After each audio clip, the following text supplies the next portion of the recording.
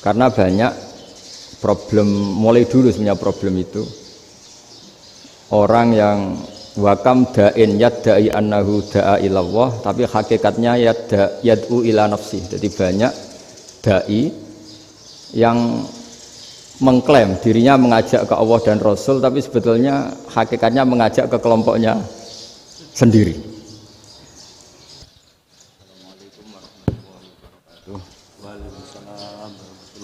Alhamdulillahirabbil alamin. Allahumma shalli wa sallim ala habibika Mustafa ka nabiyina Muhammadin wa ala alihi washabihi asma'in. Amma ba'du. Yang kita hormati Bapak Rektor UMN Dr. Fauzan MPD, Bapak Suparto, Bapak Haris, Bapak Stardi dan Bapak Irwinto, juga Direktur Telkom Bapak Mungkas, teman-teman UMM dan semua yang mendengar yang kami hormati.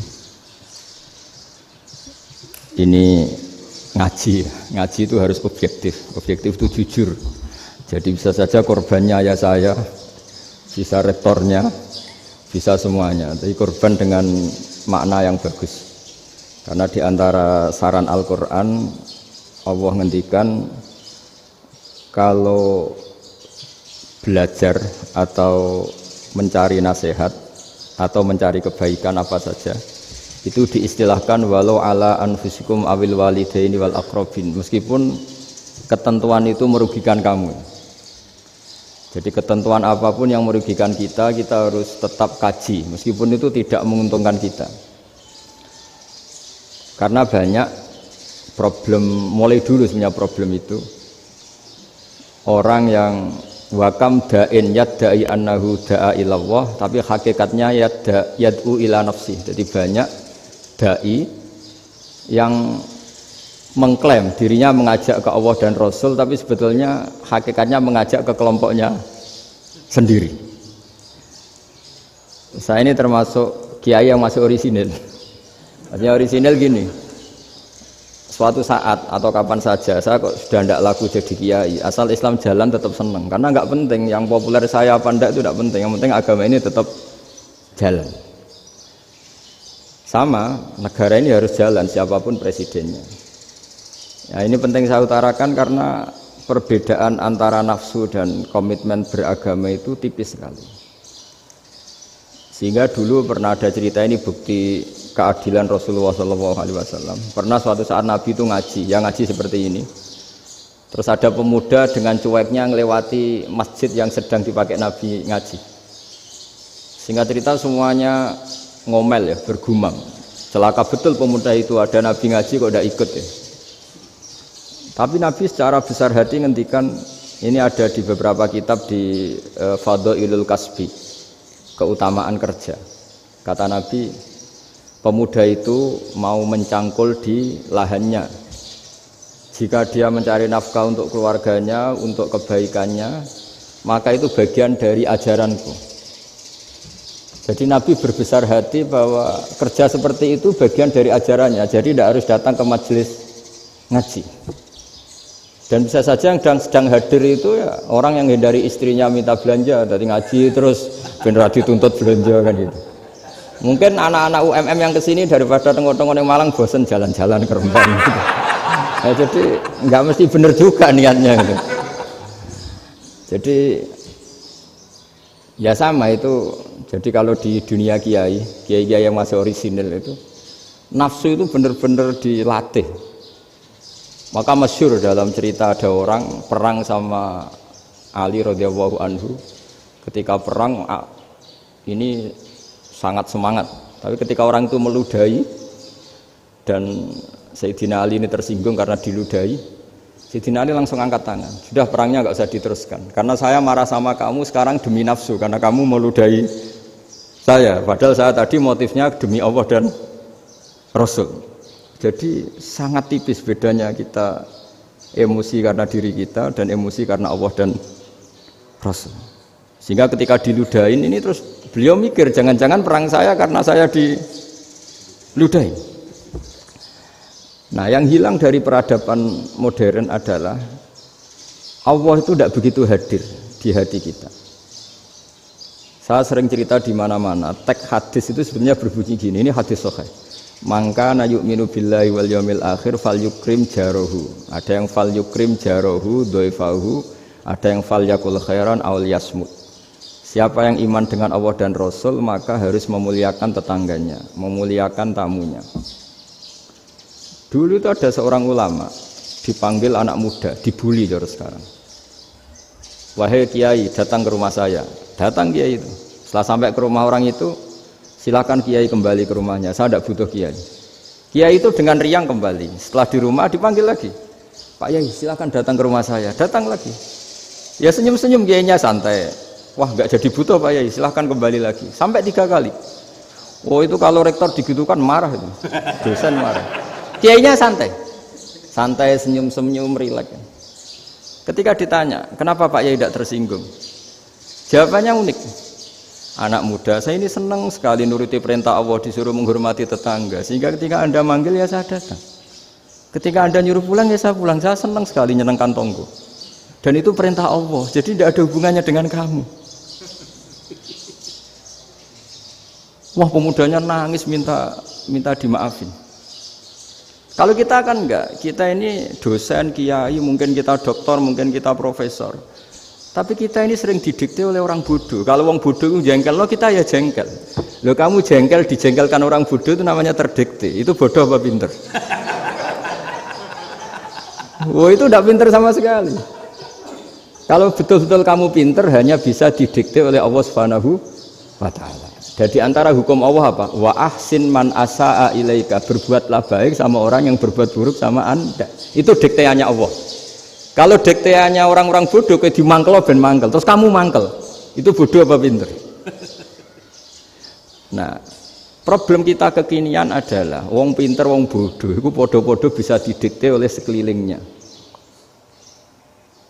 Terus karuan wataknya perempuan seperti itu, wataknya anak-anak seperti itu, kita didikte. Anak-anak jengkelin kita mangkel, berarti kita didikte oleh orang bodoh.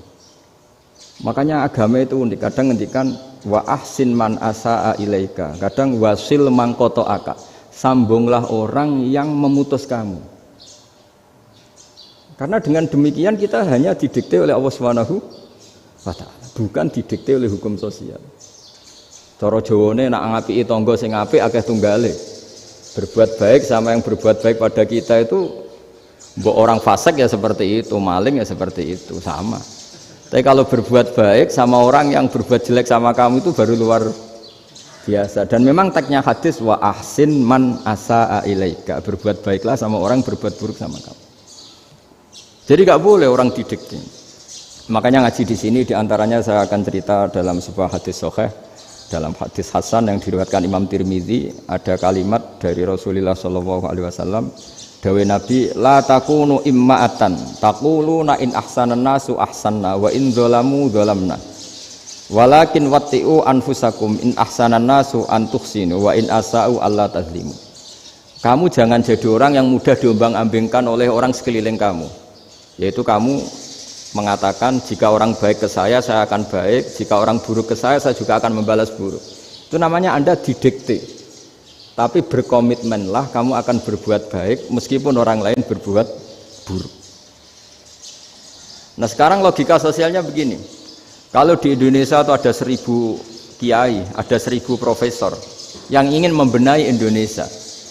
Rata-rata orang awam itu semau gue. Terus mereka mendikte kita. Perilakunya agak simpatik, perilakunya jengkelin. Terus 1000 profesor ini ikut jengkel. Itu kira-kira jadi solusi apa goblok bareng? Sama 1000 kiai ini ikut jengkel, ini jadi solusi apa goblok bareng? Goblok bareng. Nah problem sekarang kita ini biasa didikte orang bodoh. Nah makanya ciri khas orang muslim itu kata Nabi, mangkana yu'minu billahi wal yaumil akhir. Jadi baik tetangga karena perintahnya Allah dan Rasul. Pentingnya apa? Bedanya karena berbuat baik ini perintahnya Allah, mbok tonggo apik lah kita tetap apik karena perintahnya Allah dan Rasul. Begitu juga dengan hubungan dengan istri, dengan anak. Bojomu lagi cerewet lah ya tetap apik. Karena dengan cara itu kita hanya tunduk kepada Allah dan Rasul. Tapi kalau kamu, istri saya kalau baik ya saya baik, kalau enggak ya enggak. Berarti Anda didikte oleh perilakunya dia. Itu latihan, ya kalau dalam bahasa pondok latihan jadi wali itu yang paling berat. Nabi itu kalau sama orang munafik itu sabarnya Masya Allah. Padahal Nabi perso kalau orang itu orang munafik. Karena dengan cara seperti itu, bahwa kebaikan Nabi pada seseorang itu atas perintahnya Allah dan Rasul, bukan atas nama servis. Kalau Nabi hanya baik kepada Abu Bakar, itu mungkin orang bilang, wis adune wong Abu Bakar baik sama Nabi. Tapi kalau Nabi baik sama orang munafik, Abdullah bin Ubay bin Salul, itu kalau nggak perintahnya Allah dan Rasul itu nggak bisa. Nah ini cobalah berlatih seperti itu sehingga kita tidak mudah didikte. Ya saya ulang lagi nggak mudah apa? Didikte. Maka di antara kebaikan Allah dan Rasul adalah bahkan orang dolim saja diberi jatah rahmat. Makanya tadi seperti mukadimah yang dibaca Pak Haris tadi, agama ini rahmatan lil alamin. Orang yang dolim saja dapat jatah apa? Rahmat, apalagi yang soleh.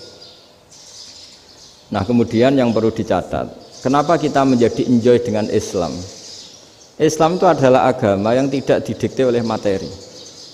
Jadi kalau Anda ingin makan enak, mungkin kalau pikiran kebanyakan orang, anak-anak muda yang milenial, yang gaul, ingin makan enak ya makan yang disukai. Misalnya sate atau bakso Malang atau apa. Kalau orang-orang yang jadi wali gak gitu cara berpikir. Ini yang masih orisinil. Ditanya, ini dunia baru kesulitan makanan, baru resesi. Cara makan enak gimana? Jawabannya lucu. Ya gampang, idamuhu alju. Idam itu lauk. Kalau kamu ingin makan lauknya paling enak apa? Alju. Kamu harus lapar banget. Sampai kalau puasa itu melihat tempe itu wah luar biasa. Tapi kalau kamu nggak puasa, air putih itu nggak menantang. Tapi kalau puasa, tempe air putih itu menarik dan Anda tetap lahap. Apa? Karena lauk terbaik adalah alju, yaitu lapar. Lah tapi kita ini enggak. Kita ini kayak orang bodoh. Kayak orang bodoh tadi, profesornya makan nyaman ya kalau sesuai selera. Nah itu kan sama dengan anak-anak ABG. Anak ABG itu makan lahap ya kalau yang disukai. Lalu bedanya apa ABG sama profesor? Kalau cara berpikir masih sama kan itu. Kiainya juga gitu. Kiai makan enak kalau yang disukai, kalau enggak ada. Lalu bedanya apa kiai sama orang awam? Orang awam juga gitu, makan lahap ya kalau yang disukai. Nah ternyata perilaku kita ini yang pintar sama yang bodoh sama Mas. Kalau kamu ingin berkasta lebih baik, itu cara makan enak itu apa? Idamuhu al-ju'. Lauk terbaik adalah karena kita sangat lapar. Makanya masyhur dalam cerita-cerita tarikh sirah nabawiyah. Nabi diberi hadiah, beberapa hadiah. Di antaranya ada yang diterima, ada yang enggak. Termasuk yang dikembalikan itu dokter. Ada seorang raja memberi hadiah Nabi dokter Tobit. Itu sama Nabi dikembalikan karena dokter ini sudah lama kumpul Nabi itu gak pernah sakit. Akhirnya dokter ini putus asa, ini gak perlu diobatin. Ketika ditanya kenapa ya Rasulullah engkau gak pernah sakit, karena kita ini kaum, kita ini komunitas masyarakat yang tidak akan makan kecuali lapar, dan kalau sudah makan berhenti sebelum kenyang. Jadi sederhana sekali pengobatan zaman Nabi. Sebagian besar penyakit itu pasti disebabkan kita ceroboh dalam hal makan. Sudah ngerti kalau durian masalah, kalau makan durian ini enggak kehitung gitu. Apalagi kalau gratisan itu tambah banyak gitu. Pola tidur juga gitu kata Nabi, dan kita tidak tidur kalau tidak sangat ngantuk. Nah, itu namanya orang-orang soleh yang sudah ada didikte materi. Kalau yang didikte materi kan bisa tidur nyenyak kalau kasurnya enak, AC gini-gini. Sebenarnya enggak, tidur enak itu ya kalau sangat ngantuk. Mbok di gudang, mbok di bis, kalau sangat ngantuk ya semuanya ya enak. Sama, mbok lapar, mbok hanya tempe, tapi kalau sangat lapar itu ya enak. Nah ini ilmu yang mulai hilang, ilmu-ilmu yang mulai hilang. Nah, cara ibadah juga gitu. Kita ini kan, saya ini punya bapak kiai, mbah kiai, punya guru yang sangat alim ya seorang kiai Kiai Memun. Itu dulu kita pengkaji ilmu itu tidak pernah tahu bedanya NU dan Muhammadiyah.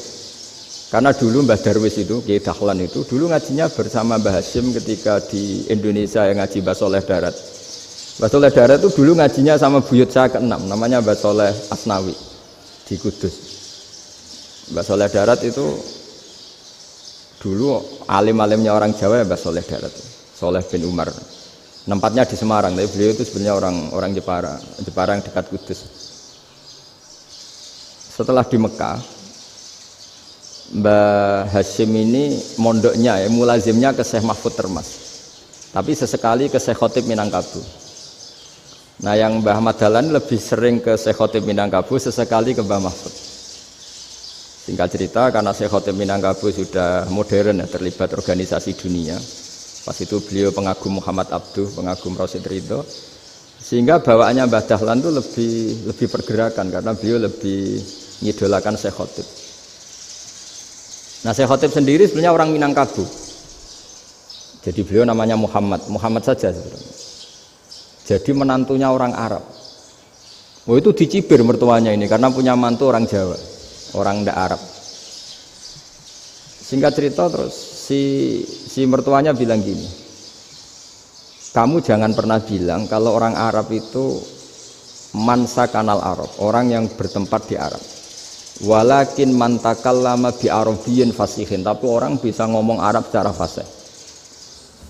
Singkat cerita, kalau kamu tidak percaya, nanti suatu saat menantu saya kalau Jumatan, tidak usah kamu kasih tahu, langsung suruh jadi khotib. Nggak usah kamu kasih tahu, syaratnya tidak usah kamu kasih tahu. Kalau sekarang kan enggak. Kalau dosen mau jadi khotib kan mengumpulkan materi dulu. Lucunya di antara materinya itu dari TV, makanya jadi ribet kan khutbah sekarang. Kalau musim corona ya akan ngomong corona, musim apa yang ngomong apa. Jadi lagi-lagi didikte oleh media. Sebenarnya kalau ngomong kan sesuai kebutuhan umat, ini obatnya apa. Tapi enggak sesuai trending topik, itu kan kayak anak-anak gaul. Ini dokter kok gitu kan aneh. Singkat cerita si khotib ini enggak dikasih tahu, saya Muhammad tadi enggak dikasih tahu, langsung disuruh khutbah. Fatakallama bikalamin fasihin. Dia ngomong fasih sekali. Bahkan ngalah-ngalahi fasihnya orang Arab asli.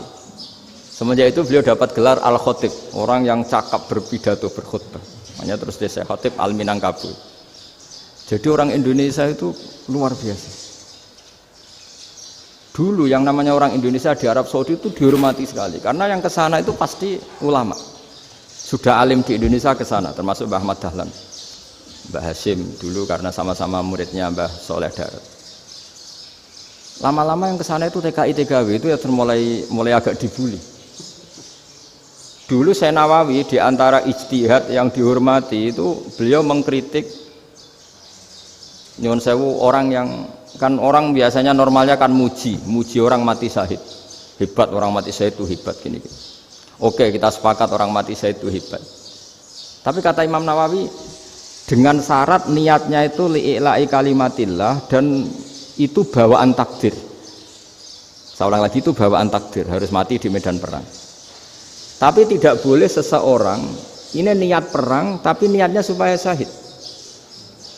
Karena kalau begitu berarti dia berniat supaya menjadi maktulal kafir, orang yang dibunuh orang kafir. Kedua, dengan dia mati berarti pasukan Islam berkurang. Berarti dia ingin pasukan berkurang, hanya ambisinya dia ingin langsung ke surga. Misalnya pasukan orang Islam itu 10, orang kafir 10. Kalau kamu ingin syahid berarti mati 1 kan, tinggal 9 kan. Nah kalau yang seperti itu 10 kan mati semua. Gara-gara ingin syahid akhirnya perangi rapati tenanan, benang mati, benang mlebu swarga. Kata Syekh Nawawi, ya enggak. Kalau kamu perang sama orang kafir ya niat menang. Dengan niat menang ini kamu ingin li'ila'i kalimatillah. Tapi kalau kamu ingin syahid berarti kamu menuruti keinginan nafsu kamu yang cepat masuk surga. Itu orang Arab kagumnya bukan main. Karena di mana-mana orang itu dinilai dari niatnya. Paham ini ya? Tapi perang loh ya, dalam kondisi perang, bukan teroris. Perang itu artinya orang kafir yang ingin bunuh kita, itu perang namanya apa? Perang. Dulu orang cerita syahid itu hanya pokoknya syahid itu hebat, pokoknya syahid itu hebat. Syahid di medan perang itu hebat, pokoknya syahid di medan perang hebat. Tapi ketika Syekh Nawawi memberi penjelasan ilmiah, jika kamu perang ingin cepat mati, ingin cepat syahid, artinya ini untuk pemenuhan diri kamu, karena kamu bayangkan langsung masuk surga. Kamu lupa bahwa dengan kamu dibunuh, kekuatan Islam berkurang. Akhirnya beliau memberi penjelasan, syahid itu bagus, itu sebagai takdir. Hanya takdir itu kita perang yang ingin menang, tapi takdirnya mati. Jangan dibalik, oleh perang rapati tenanan, benang mati, namun lebu. Itu yang pertama, termasuk ulama yang pertama memberi penjelasan itu Syekh Nawawi. Akhirnya melahirkan kekaguman yang luar biasa dengan tafsir Munirnya itu.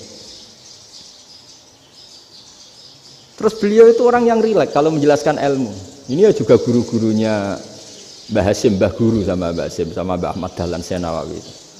Jadi dulu yang alim di Arab itu ada Syekh Nawawi, ada Syekh Khotib Minangkabau, ada Syekh Bakir Jogja, ada Syekh Mahfud Termas. Itu orang Indonesia banyak sekali yang alim. Bahkan diantaranya yang dikagumi Al-Azhar itu juga orang Indonesia, nama Syekh Abdul Manan, itu mbahnya Syekh Mahfud Termas. Itu pertama ada duta besar Indonesia di Mesir, itu termasuk barokahnya Mbak Abdul Manan tadi, itu juga orang Indonesia. Jadi pemahaman ulama Indonesia itu khas, termasuk ketika memaknai apa? Syahid. Ketika memaknai apa? Syahid. Itu unik. Ketika Syekh Nawawi diuji dulu itu yang namanya ulama diuji dulu oleh 100 ulama. Jadi dulu ya ada kompetisi. Imam Bukhari diakui jadi ahli hadis itu diuji oleh mi'atu muhaddisin, 100 orang ahli hadis, sanad dibolak-balik, matanya dibolak-balik, tapi beliau tetap bisa mengembalikan proporsi sanad itu. Syekh Nawawi pernah diuji gini. Ayul afdol al ulama awe salatin. Keren mana ulama sama raja atau sama orang-orang kaya, sama penguasa? Ya keren ulama. Terus dibully sama orang. Tapi setahu saya banyak ulama yang antri di rumahnya raja, tapi saya tidak tahu melihat raja antri di rumahnya ulama. Kan kebanyakan kan mungkin ustadz atau kiai yang antri ngajukan proposal kan enggak. Nah, kalau raja kan enggak pati itu, malah enggak usah antri, kiainya sudah nyambut sebelum datang. Jawabannya lucu Syekh Nawawi itu, dan yang tanya itu langsung diem. Ya karena ulama itu tahu fungsinya uang, sehingga cara nyari sampai seperti itu. Sementara raja-raja itu tidak tahu fungsinya ilmu, makanya tidak pernah sowan ulama. Sehingga, jadi ya dianggap enteng saja. Ulama kan tahu fungsinya uang, tahu untuk pondok, tahu masjid. Sementara raja tidak tahu fungsinya ilmu. Jadi itu khas Jawa ya. Khas Jawa, khas Indonesia. Apa-apa yang menurut orang banyak dengan tanda kutip itu buruk atau baik, itu orang Jawa menafsirkan tuh gampang saja. Sehingga semenjak itu Jawa itu dipandang betul. Saya punya kitab namanya Qadhayal Haji wal Umrah. Itu terbitan Hayatul Ulya Arab Saudi, milik Wahabi. Itu diantara fatwa yang dipakai untuk solusi muskilatul haji, problem-problem haji kekinian.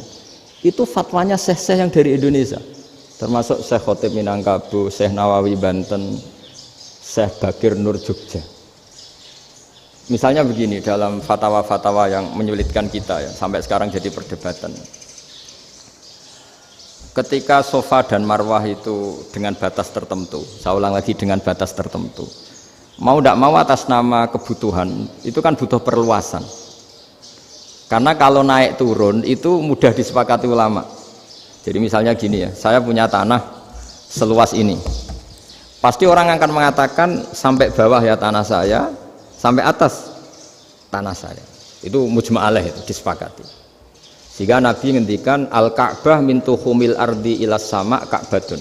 Ka'bah sampai ujung bumi, sampai ke aras semuanya Ka'bah. Sehingga tidak ada perdebatan ulama ketika Masjid Haram ditingkat, kemudian yang di atas sholat, tetap dia menghadap Ka'bah. Tidak harus diluk melihat di bawah, enggak. Karena Ka'bah sampai langit. Sama, tanah Anda kamu tingkat sampai 10, enggak ada tetangga protes. Karena bawah sampai atas tanah Anda. Tapi kalau diperluas, tanah Anda kamu luaskan setengah meter saja atau 3 cm saja, iso geger mbek tonggo. Karena di mana-mana batas itu ya tadi, kalau atas bawah miliknya, kalau samping enggak. Pertanyaannya, perluasan Mina itu ke samping, perluasannya Matof yang Mas'ah itu juga ke samping. Geger kan ulama dunia. Bagaimana hukumnya Mina Jadid, Mina yang diperbarui atau Mina yang diperluas? Itu diantara rujukan baik yang membolehkan maupun yang menentang. Itu ya syekh-syekh Indonesia. Itu orisinal tuh. Saya punya kitab orisinal terbitan Hayatul Ulya, kira-kira ya kemenaknya Arab Saudi kalau di Indonesia itu. Itu yang dirujuk dawuh Syekh Nawawi, dawuh Syekh Khotib Minangkabau. Karena apa? Ada logika khas Jawa. Misalnya begini. Meskipun saya tidak perlu fatwa Mina jadid sah apa enggak, memang jadi perkhilafan ulama. Misalnya kampung ini dinamai Mina. Pertanyaannya gini, tanah yang di samping ini bisa milik Anda apa enggak? Ya bisa Gus kalau dibeli atau dihibahkan. Berarti tanah di samping Anda menjadi milik Anda karena ada proses pengambil alian lewat beli maupun hibah. Nah masalahnya ini negara itu berhak menganeksasi atau memasukkan ini sebagai Mina. Itu ulama Jawa kalau ditanya, alasannya apa? Fa innal muttasila bis-syai' hukmu dzalika syai'. Karena yang gantet, yang mutasil itu bisa dihukumi seperti sesuatu itu. Jadi kalau ini Mina, ya yang gantet Mina ini ya bisa dikatakan Mina. Beda dengan membuat Mina Malang Mina, wah itu tidak bisa, tidak mutasil kan? Itu enteng sekali ulama Jawa. Satu ya tentu karena kebutuhan, tapi asal masih al-muttasilu bihi, yang masih tanah yang masih mutasil dengan. Nah, ketika perluasan mas'ah antara sofa dan marwah kan misalnya ini batas luasnya sofa, ini batas luasnya marwah. Lalu atas nama kebutuhan, sofa marwah itu sampai sini. Sampai agak meluas ke sini. Itu geger Arab Saudi. Wah, ini gimana? Padahal tawaf itu harus antara gunung Sofa dan gunung Marwah, sa'i itu ya. Tapi kalau istilah Quran memang tawaf sama-sama. Makanya apa? Inna Sofa al-Marwata min sya'airillah faman hajjal baita wa i'tamara fala junaha alaihi ayyat tawafa bima. Jadi kalau istilah sa'i di Quran itu masih tawaf.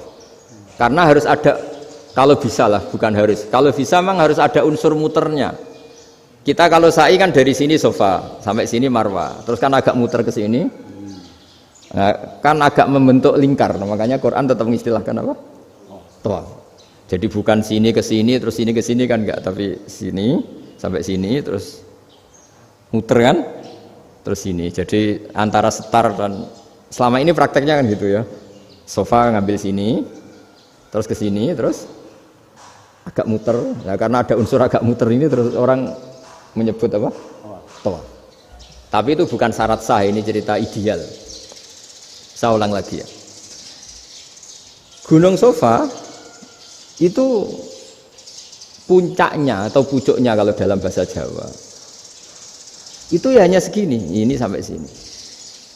Nah, kelompok Islam yang fikih keras nggak boleh diperluas karena Allah memilih tempat ini itu spesial, jadi nggak boleh ke yang lain.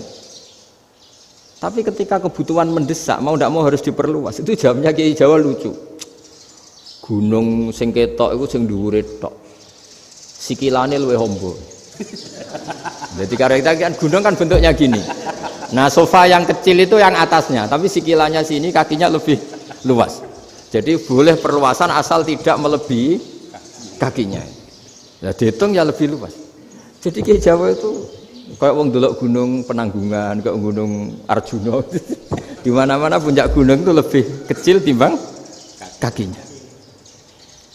Artinya diperluas ini bukan berarti tidak di sofa dan tidak di, itu khas Kiai Jawa.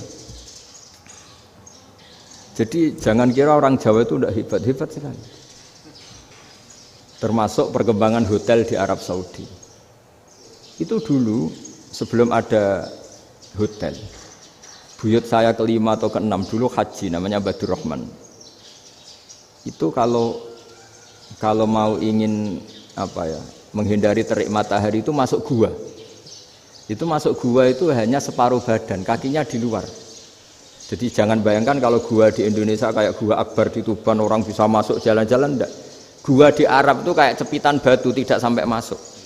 Sehingga kepalanya dimasukkan, kakinya masih kena matahari, saking panasnya Arab Saudi. Sehingga dalam bayangan hijrah ketika Nabi bersembunyi di gua apa? Sur. Itu kata Abu Bakar, kalau orang kafir melihat kakinya pasti melihat kita karena nggak bisa masuk penuh. Jadi orang itu mau dempes tok. Sehingga ya kira-kira luasnya gua ya paling segini. Makanya guyonannya kiai-kiai itu untung nggak kayak gua Indonesia. Kalau kayak gua Indonesia laba-labanya capek karena luas sekali. Jadi jangan bayangkan gua Arab itu kayak gua Indonesia. Makanya bayangannya andai kan orang itu melihat ke bawah pasti melihat kita karena orangnya nggak bisa masuk penuh, nggak bisa masuk 100%. Ya kayak cepitan batu lah mirip. Itu kan mirip Gunung Uhud. Gunung Uhud kata Rasulullah nanti kalau kamu perang itu di atas, menang atau kalah di atas. Musuh biar di bawah. Dengan di atas kamu bisa manah. Jangan bayangkan kayak Gunung Merapi, kayak Gunung Penanggungan. Lah kalau Gunung Penanggungan manah ke bawah yang leyang kan? Jadi gunung di Arab itu kayak bukit. Ya sampean pernah kan ke Uhud itu ya sama ini aja tinggi ini kan? Nah ini yang mulai ada mis. Makanya nerjemah itu susah di Indonesia. Karena jabal itu udah harus tinggi. Kalau tinggi nggak bisa manah dari atas ke bawah kan nggak ngefek kan? Sampai kalau ke Uhud gunungnya kan pendek sekali sehingga yang manah dari atas ke bawah ya kalau kena musuh ya celaka karena memang dekat. Ya kalau gunung Indonesia manah dari atas ke bawah yang ngeleyang nggak ngefek. Nah itu susahnya nerjemah bahasa Arab ke kita. Jadi apa ya? Transkrip itu nggak gampang karena ada pengertian yang beda. Kita kalau bilang gunung itu tinggi sekali. Sampai banyak mahasiswa tersesat ya saking tingginya. Kalau orang naik Uhud nggak akan tersesat, wong ketok dari bawah itu. Nah ini pentingnya ngaji ya. Jadi akhirnya ulama-ulama Indonesia itu dipakai rujukan. Jadi mulai Mbah Hasyim, Mbah Ahmad Dahlan sampai era buyut-buyut itu masih orang alim. Lama-lama yang di Indonesia ini orang-orang yang bodoh. Sehingga orang Jawa kalau ke sana dibully, ya Jawa tak kulul khaya. Orang Jawa itu penggaweannya itu makan ular. Karena belut itu kalau di kamus itu persis ular. Dulu itu kan kamus tidak full color. Gara-gara gak full color, gambar belut sama ular itu sama. Belut itu belut sama ular kalau nggak full color gambarnya sama apa enggak? Sama. Terus orang Jawa itu kan masih banyak yang makan bajing itu apa? Ketupai itu. Bajing kalau digambar tidak full color sama dengan tikus. Gambar yang tidak warna. Hitam putih. Sehingga kita ini dibully pemakan tikus dan pemakan ular.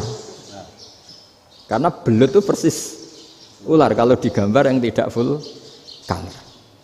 Sampai datang Syekhona Khalil, datang ulama ngarang kitab ya judulnya Al-Belut karena nggak terima bangsanya dinyek makan apa? Ular. Terus dikarang wal belut hayawanun bakhriyun terus ya isu fi kadza wa kadza itu beda dengan al-hayyah itu diterangkan mulai bisa nerima. Terus sistem hotel juga gitu. Sampai tanyakan dalam sejarah dulu orang Sedayu ada namanya Syekh Mukhtar. Syekh Mukhtar bukan bikin rumah besar yang siapapun orang Indonesia haji itu nempat di sana. Nah ini yang menginspirasi akhirnya ada hotel. Dulu Syekh Mukhtar hanya menyediakan untuk hujat-hujat Indonesia. Lama-lama jadi hotel. Nggak mau saya mau cerita. Kata Mbah Mun sering cerita. Kenapa wa ma arsalnaka illa rahmatan lil alamin, kata Mbah Mun, Allah itu pasti bikin ulama yang tidak produk Arab itu pasti ada. Kalau orang Arab jadi ulama wajar, bahasanya Arab, domisilinya di Arab. Tapi Allah akan selalu bikin ulama yang tidak bangsa Arab. Imam Ghazali itu Tus itu Persia. Imam Bukhari itu kira-kira kalau sekarang ikut Uzbek. Ya. Imam Bukhari itu kalau negara sekarang ikut mana? Uzbek. Kenapa demikian kata Mbah Mun? Karena Allah sudah ngendikan wa ma arsalnaka illa kafatal linnas. Manusia semua ini kena khitabnya Islam. Kalau tidak ada ulama yang dari berbagai negara, kesannya Islam itu hanya milik orang Arab Saudi. Makanya Allah selalu bikin ulama-ulama yang bahkan tidak Arab. Termasuk Imamul Muhaddisin, yaitu Imam Bukhari, itu orang Uzbek, orang Rusia lah kalau sekarang ikut Uni Soviet dulu. Imam Ghazali itu orang Persia. Syekh Nawawi itu orang Banten. Karena Allah ingin memaklumatkan bahwa Islam ini untuk semua. Sehingga orang yang tidak Arab pun bisa belajar Islam. Yang alimnya itu nggak kalah sama orang apa? Arab. Makanya ini PR ya. Kalau Gus Dah Ploso nanti ngendikan suatu saat orang belajar Islam itu bahkan orang Arab pun bisa belajar ke Indonesia. Kalau orang Indonesia bisa alim betul kayak dulu. Sekarang banyak liga antar ulama. Itu orang Indonesia pasti masuk. ulama-ulama top dunia. Itu pasti orang Indonesia banyak yang masuk. Karena tadi ketika orang Indonesia baca kitab, itu orang Arab itu kagum, kok bisa ada bahasanya baca secara benar. Bukan sekedar bisa baca secara benar. Karena memang dilatih sedemikian rupa di pondok-pondok. Makanya kita semua lah, yang alim di Indonesia itu kemana-mana ya pasti alim. Dulu putra Mbah Mun namanya Gus Zofur itu tahun pertama ya sudah the best di tahun pertama. Kalau tahun pertama the bestnya ilmunya bawaan dari sarang, dari keluarganya. Gus Najib mondok di Said Muhammad tahun pertama sudah dipuji sebagai yang teralim karena ya sanggup. Kalau dipujinya tahun ketiga, tahun keempat kan mungkin dapat dari sana. Ini tahun pertama. Saya ulang lagi tahun pertama. Karena pengajaran di Indonesia itu luar biasa di pondok-pondok ini. Makanya kalau dalam anekdot pondok itu cerita-cerita lucu itu. Ada orang Jakarta ngaji, setelah di kelas itu pelengahan terus. Melihat jendela, lihat pintu terus. Lama-lama gurunya marah. Kamu diajarin kok enggak punya sopan, melihat pintu terus enggak memperhatikan guru. Anak Betawinya jawabnya lucu. Habis Pak Guru bohong. Kenapa ya? Kamu Pak Guru bilang Ja'a Zaidun, Zaid datang. Tak lihat enggak ada yang datang. Setelah itu contoh nasab kan ro'a itu Zaidan. Saya melihat Zaid, saya enggak melihat Zaid. Contoh ketiga yang jar kan maror tu Zaidin. Saya berjalan ketemu Zaid. Pak Guru diam di situ enggak jalan-jalan. Jadi saking detailnya Indonesia dia cari kalau rofa Ja'a Zaidun, kalau nasab ro'a itu Zaidan, kalau jar marortu bizaidin. Nah si murid Betawi ini karena pertama sekolah ngiranya gurunya itu cerita Zaid datang, makanya dia ngelihat pintu terus mana katanya datang kok enggak datang-datang. Nah dengan latihan seperti itu kemungkinan orang Indonesia salah itu kecil karena memang dilatih betul. Saya ulang lagi karena memang dilatih betul. Sehingga ketika orang Indonesia ini yang cerita seorang wartawan. Ini kisah nyata. Kalau ini tidak anekdot, kisah nyata. Ada wartawan internasional meliput Ramlah. Ramlah itu di Gaza, di Palestina. Wartawan Indonesia ini hanya bisa bahasa Inggris. Dijak ngomong bahasa Arab. Terus dia bilang saya tidak bisa. Saya tidak bisa, saya bisanya ngomong Inggris. Tapi apa yang terjadi setelah sholat, si Indonesia ini jadi imam, pakai sholat jariah lagi. Baca bismillah benar, bismillahi jar karena mudhof ilaih.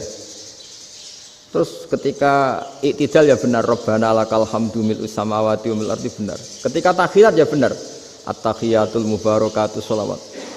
Sama orang Arab ini diambungi. Orang Arab kalau senang orang itu dicium.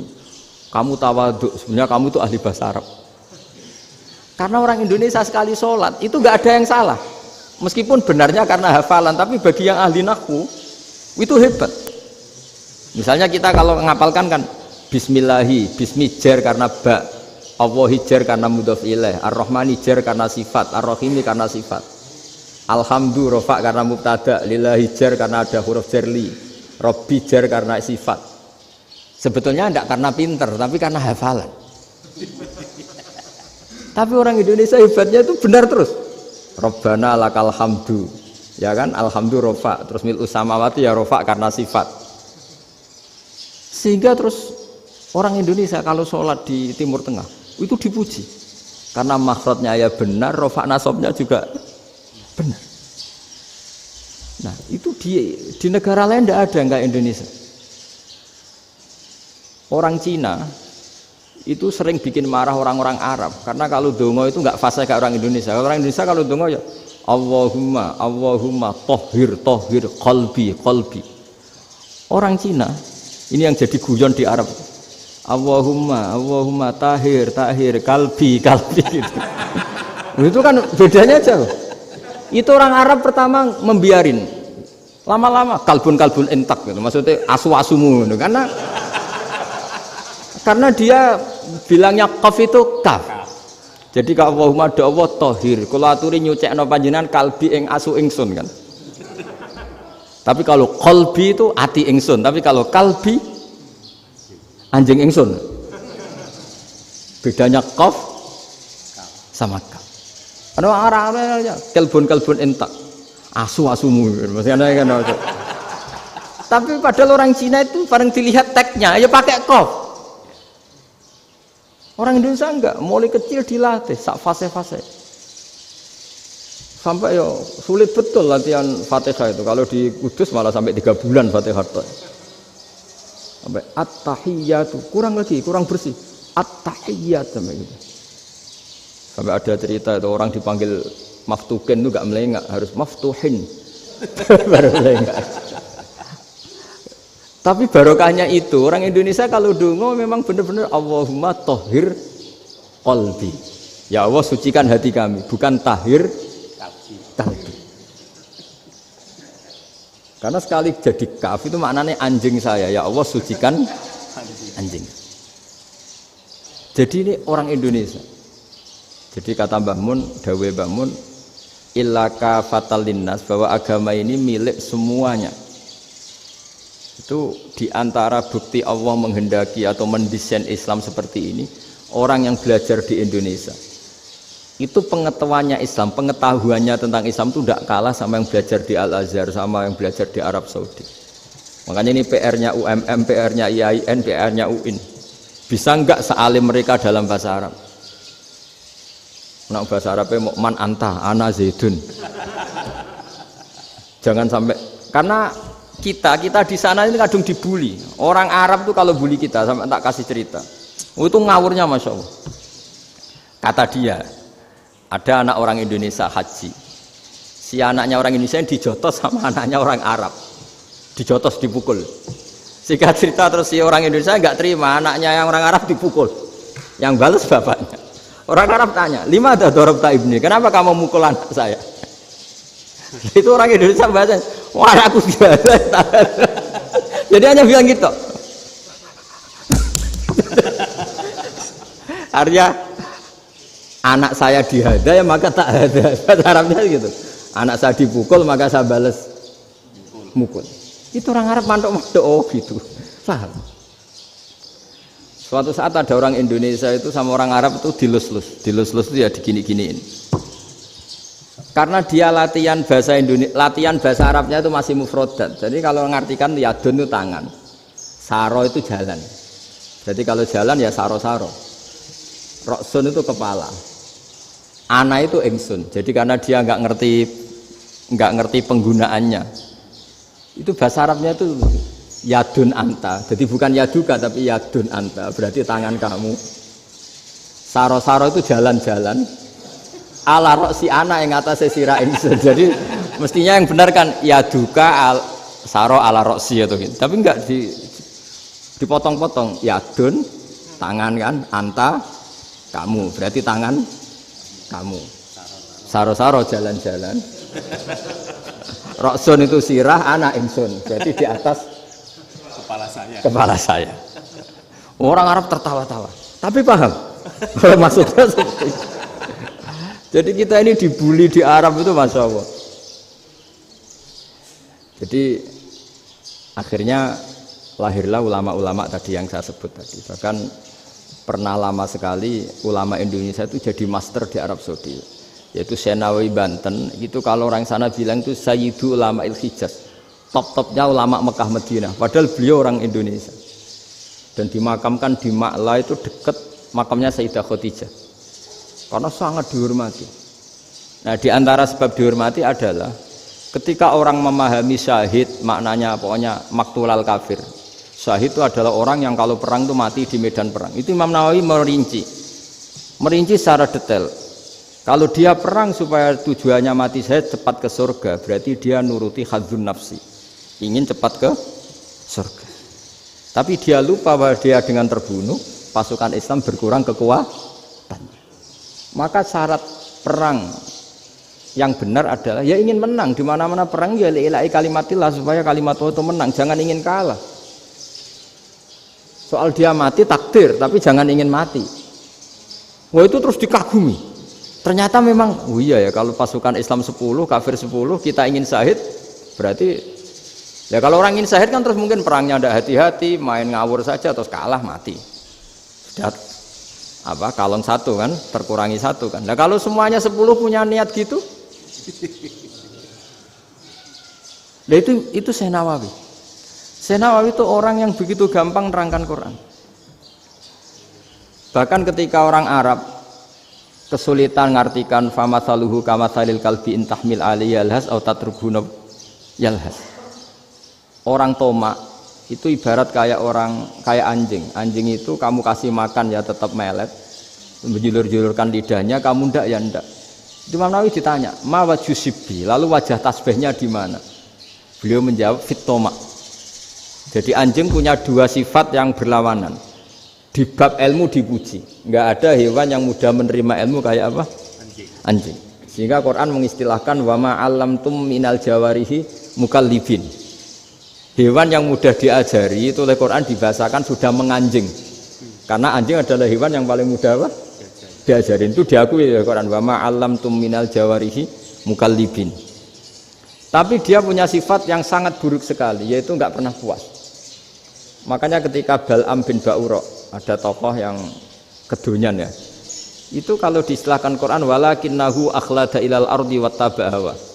Famathaluhu kamathalil kalbi in tahmil 'alaihi yalhas aw tatrukhu yalhas. Jadi anjing punya 2 sifat yang berlawanan. Di bab ilmu dipuji karena paling mudah diajarin. Itu saya pernah ke Malaysia, diceritain sama polisi Malaysia. Anjing itu saking cerdasnya itu bisa deteksi CD palsu sama CD bajakan, asli sama bajakan. Itu kan enggak kebayang.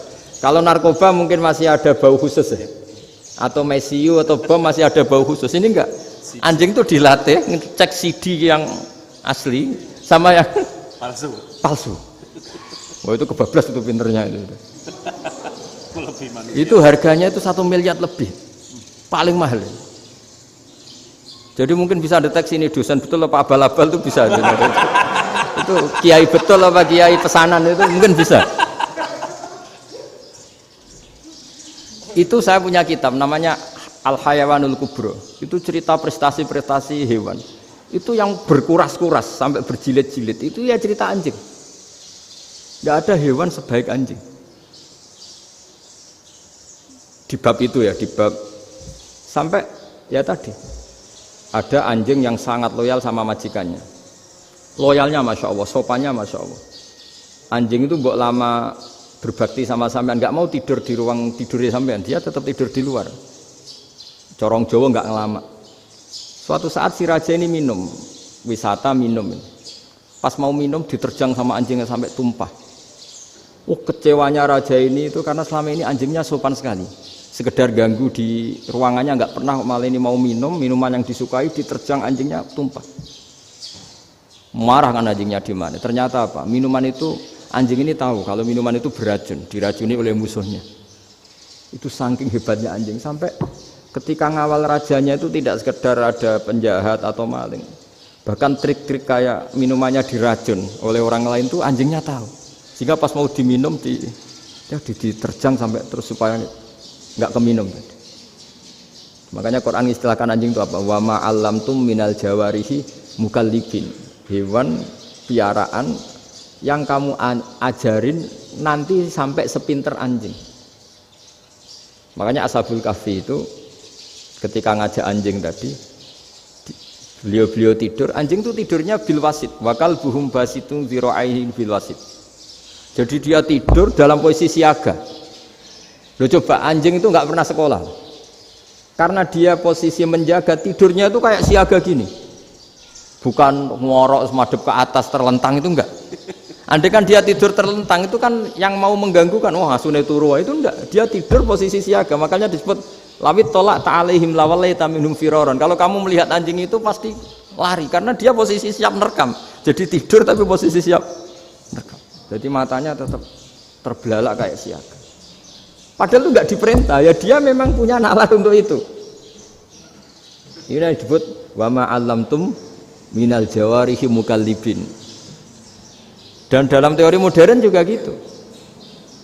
Tapi dalam hukum Islam yang dianut mazhab Syafi'i itu anjing tetap najis. Ya sudah najis ya najis, tapi ada mazhab lain yang mengatakan tidak najis. Tapi tidak usah ngurmat anjing, geger nanti kalau rektor kampus punya anjing. Tapi ilmu itu bagus untuk kelangenan kadang. Andai kan tidak ada mazhab Malik, maka kita kesulitan menceritakan Ashabul Kahfi yang hewan piaraannya itu anjing. Tapi misalnya anjing disucikan, kita juga nanti susah menjelaskan hadis Nabi malaikat itu tidak masuk rumah yang di situ ada apa? Anjing. Maka ilmu itu, makanya kata Imam Sa'roni, sebagian ilmu itu memang kelangenan, tapi nggak boleh jadi praktek. Tapi harus ada. Misalnya begini, contoh paling gampang. Api dalam mazhab Syafi'i kan alat pensuci hanya dua, air dan tanah. Ya saya ulang lagi, air dan tanah, yaitu tanah untuk mensucikan najis anjing. Imam Abu Hanifah menambahkan api. Mazhab Syafi'i itu agak kesulitan ketika ada batu bata dibikin dari tanah-tanah yang bercampur kotoran. Mazhab Syafi'i akan kesulitan karena di situ ada najis yang jadi materinya bata. Hukumnya gimana kalau nanti dipakai masjid? Tapi barokahnya ada beberapa mazhab. Abu Hanifah mengatakan dan api. Jadi apa tadi air, tanah, api. Alasannya masuk akal. Ketika usatul mukminin, orang-orang mukmin yang ahli maksiat itu sebelum masuk surga, kalau dia dosanya banyak itu dibakar dulu supaya suci. Emas itu untuk memisahkan dengan materi lain juga harus dibakar. Berarti api termasuk alat. Artinya gini, batu bata yang materinya dari tadi najis sekalipun ini menjadi suci karena ngalami pembakaran. Tapi kata Imam Sa'roni, ilmu ini hanya sebagai ilmu. Jangan sampai kalau kamu mau wudu gak ada air terus membakar diri lah, ini ribet kan. Jadi ilmu itu sebagian memang untuk kelangenan. Karena kita butuh. Andai kan tidak ada mazhab Abu Hanifah, maka kita akan kesulitan pakai bata. Yang kita tahu cara bikinnya kadang di tempat yang kotor, di tempat yang najis. Tapi karena ini ngalami dibakar, maka hukumnya suci menurut mazhab Abu Hanifah. Dan itu sering. Ulama itu sampai apa? Saya punya kitab fikih namanya Fardul Masail. Pengandaian ada masalah. Jadi masalah itu belum terjadi tapi diandaikan. Misalnya kayak di Texas. Bumi itu bulat-bulat. Texas itu kalau dibor itu pas Ka'bah. Lalu kiblatnya di mana? Bumi ini kan hanya rubuk-rubuk seperempat. Yang ada arah itu seperempat. Tapi kalau Ka'bah itu sama Texas atau Texas dengan Ka'bah itu lalu kiblatnya mana? Wong sudah bebas arah. Maka ilmu mengatakan mara'ahu muslimuna hasanan fawa indahu hasanun. Kamu jangan nuruti ilmu hakikat tapi nuruti mindset. Kalau mainstreamnya orang banyak seperti itu, mindsetnya orang sana misalnya Ka'bah sana ya ikut sana. Tapi ini tidak mewakili hakikat karena kalau yang 380 derajat itu kan terus ribet. Makanya ini kesulitan di bab-bab fikih. Ya saya ulang lagi, kesulitan di bab-bab fikih. Makanya fikih itu selalu bicara, misalnya gini, ada orang sholat. Saya ulang lagi. Setelah salam pertama dia kentut, itu sholatnya batal apa enggak? Itu lama berdebat. Yang dikatakan rukun sholat itu salam pertama. Sehingga orang kalau sudah salam pertama, maka sudah keluar dari sholat. Maka kalau kentut enggak apa-apa, wong yang keluar dari sholat itu salam pertama. Tapi lalu pertanyaannya, kenapa Nabi salam 2 kali? Lalu yang kedua gunanya apa? Ribet kan, partai ini kalah pasti kalau ditanya gitu. Tapi kalau ditanya dibalik, sholat itu satu ibadah yang dimulai dengan takbir, yang diakhiri dengan salam. Berarti salam pertama itu pengakhir apa nunggu salam kedua? Pertama, di semua ulama bilang salam pertama. Kalau salam pertama sudah pengakhir, berarti pembatalan setelah itu nggak punya efek, nggak punya akibat. Itu kan ribet, debat fikih itu memang ribet. Fikih itu memang senam otak karena pertanyaannya mirip-mirip seperti itu. Nah, sampean milih mana? Milih salam pertama apa salam kedua? Pasti ulama milih salam pertama. Jadi anehnya fikih itu di situ. Misalnya orang mati, takbir itu berapa kali? 4 kali. Andai kan takbir 5 kali itu batal apa enggak? Satu ulama mengatakan 5 kali itu batal. Karena rukunnya sholat jenazah itu takbir 4 kali. Berhubung ini rukun, kalau nambahi kelima berarti menambahkan rukun. Kayak kamu sholat rukuk 2 kali kan batal, sujud 3 kali batal karena menambahkan apa? Rukun. Berarti kalau takbir 5 kali batal.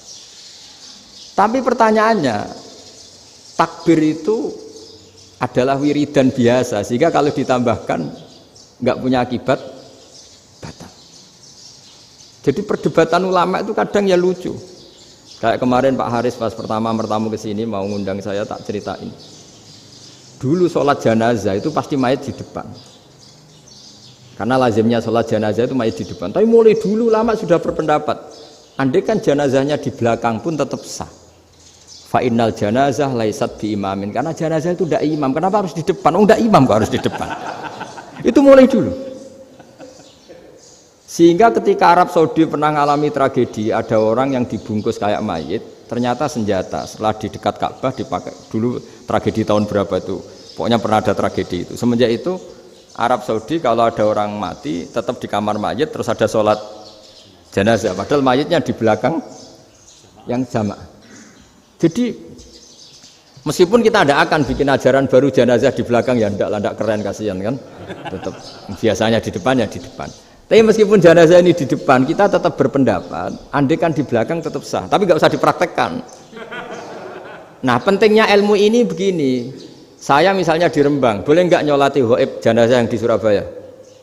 Boleh kan? Padahal yang kita solati di belakang. Jadi ilmu itu penting, cocok nggak cocok, nama ilmu itu penting. Terus ada gini lagi pertanyaan di fikih. Memang saya sengaja akan ngaji fikih. Kalau ngaji intelektualitas orang Muhammadiyah juara lah. Tapi ini ngaji fikih.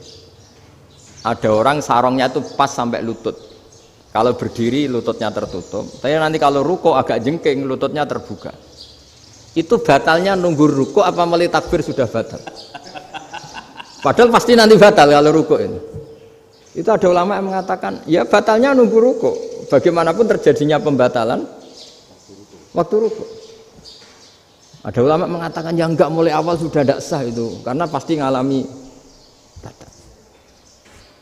Nah, pertanyaan-pertanyaan seperti itu penting karena lalu Allah menilai apa? Ya nilai niatnya. Misalnya gini, kalau contoh itu mungkin Anda tidak tertarik, tapi contoh begini.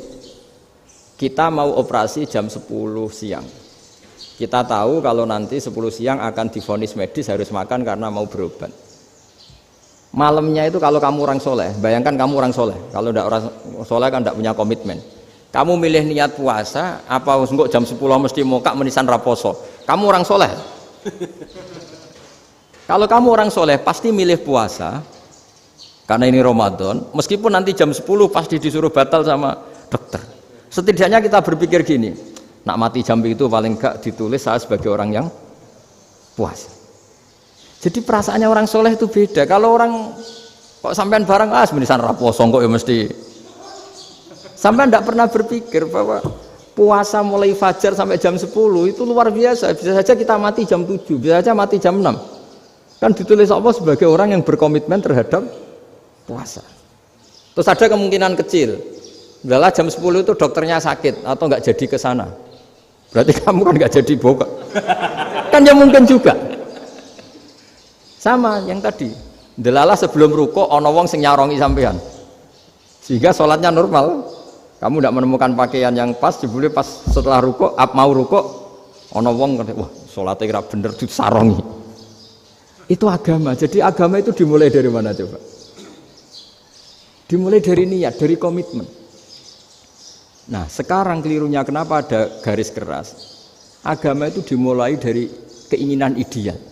Itu yang mulai itu ada orang-orang garis keras. Agama ini enggak, agama ini dimulai dari niat. Sampai ada kaidah agama la yudraku kullu la yudraku kullu. Kalau tidak bisa ideal jangan ditinggalkan sama sekali. Tapi orang enggak, sekarang bayangkan Islam itu ideal. Pemimpinnya ya soleh, masyarakatnya soleh, enggak ada maksiat, enggak ada apa. Nan apa ilmu? Kalau secara ilmu mulai dulu ya ada orang dolim, ada orang soleh. Nabi kurang baiknya. Di angkatan itu ya ada orang munafik. Sehingga ulama itu sudah berpendapat ideal itu piye? Zaman Nabi saja ada orang apa? Munafik. Itu ilmu. Kalau nuruti kelangenan, inginnya dunia ya steril, nggak ada maksiat, nggak ada. Dan agama itu diciptakan Allah itu memang unik. Calon Nabi misalnya, Nabi Musa itu sing rumat Fir'aun. Ketika Nabi Muhammad lahir, sing ribet manitia ini Abu Lahab. Orang dosen UMM. Coba. Karena Allah ingin memaklumatkan ke kita bahwa agama ini akan hidup di kondisi apapun. Asia, istrinya Fir'aun itu termasuk mukminah yang dipuji Quran. Padahal dia bukan istrinya pengurus NU atau pengurus Muhammadiyah, istrinya Fir'aun. Tapi itu pelajaran bagi kita bahwa orang-orang baik itu tidak harus di lingkungan yang baik. Masjid paling makmur itu kadang di dunia mungkin ya jangan bakas Mekah Madinah itu karuan. Mungkin di antara masjid yang makmur justru yang di Kanada, di Amerika mungkin. Karena merasa minoritas itu perpustakaannya ada, kajiannya ada. Tapi banyak masjid di daerah pesantren yang malah sepi. Karena kiainya tahu jamaah di masjid itu wajib. Lalu itu ada daerah pesantren, saya ulang lagi ada daerah pesantren. Didikon pengajian, monggo nekani pengajian, maca selawat ning omahe ganjaran padha wae. Ribet kan? Mau dibantah itu benar. Mau dibiarin ngerusak tatanan. Jadi saya mohon sekali ya, jadi ilmu itu diperbandingkan supaya perbedaan-perbedaan itu biasa. Dulu Imam Malik itu punya murid namanya Imam Syafi'i. Itu dalam banyak hal. Itu perbedaannya tajam sekali. Ya saya ulang lagi, dalam banyak hal itu perbedaannya tajam sekali. Misalnya begini.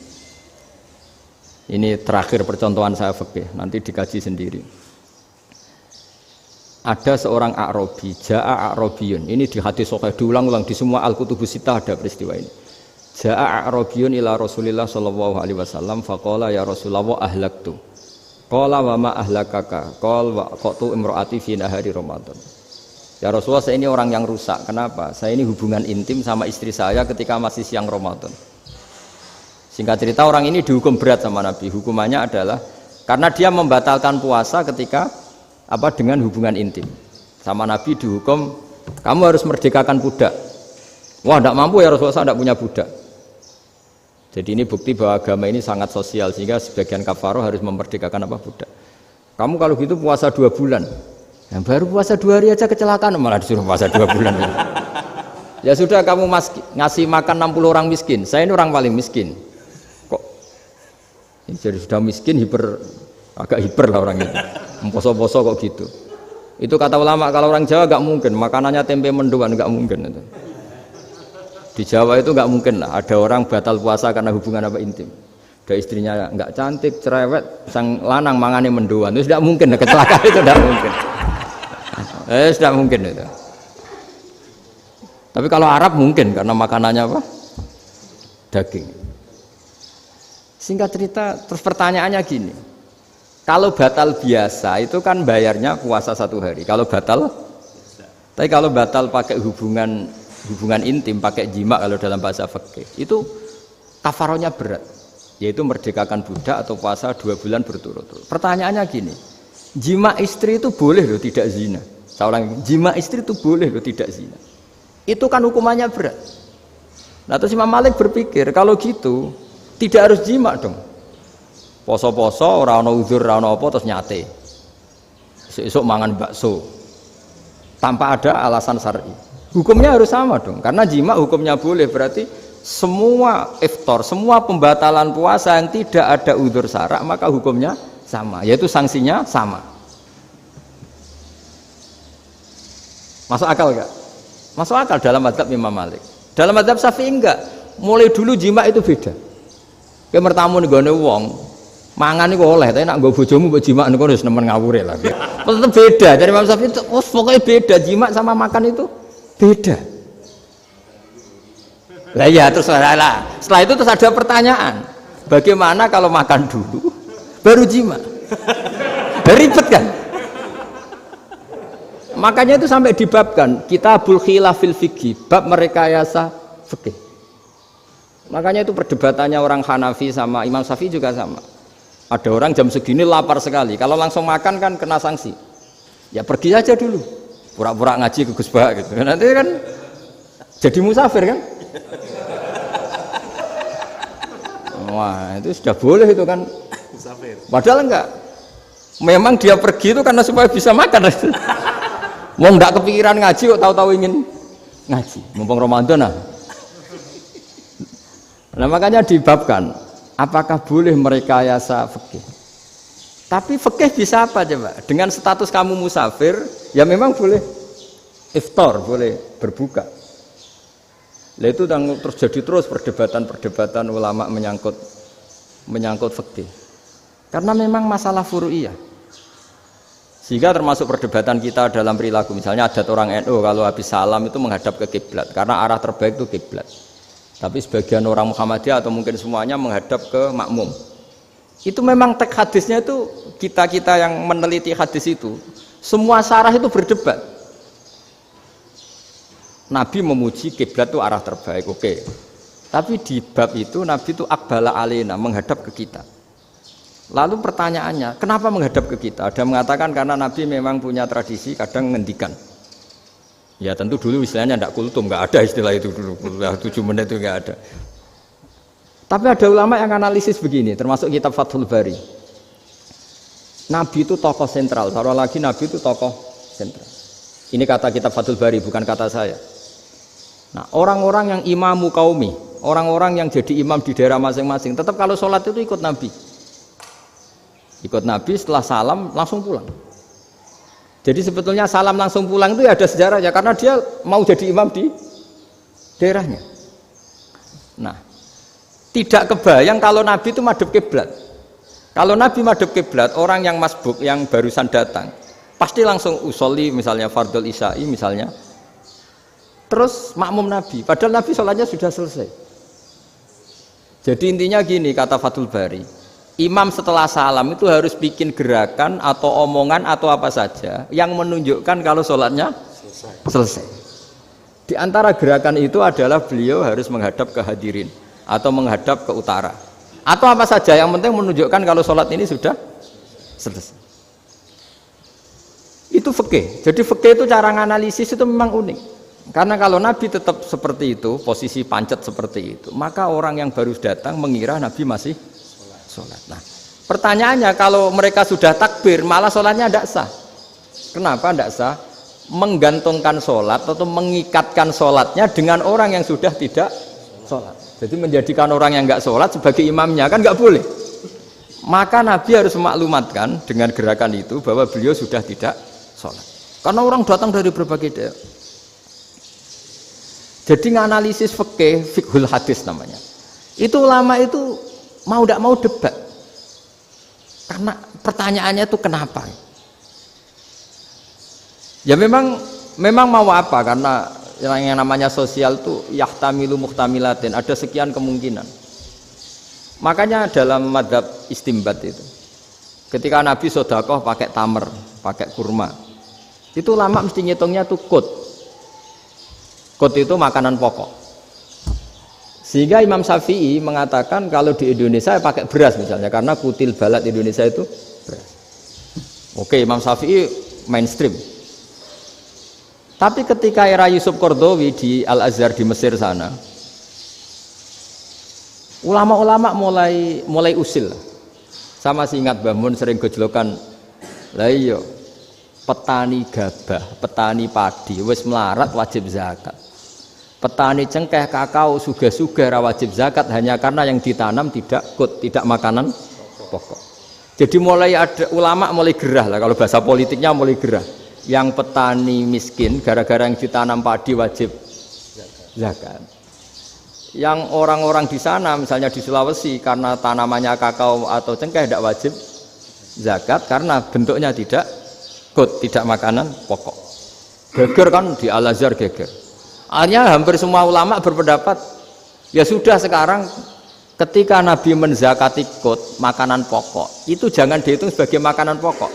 Wa mimma akhrajna lakum minal ard. Apa saja, ma itu apa saja.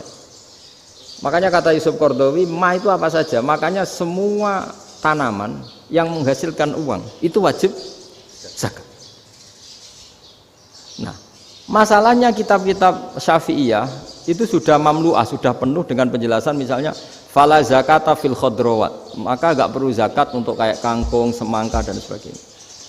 Nah, lalu kiai-kiai angkatan modern kayak Mbah Mun itu sering dapat masukan. Saya pernah dengar sendiri, Yai, saya ini punya sawah 1 hektar, tak tanamin padi, itu enggak pernah kaya saya.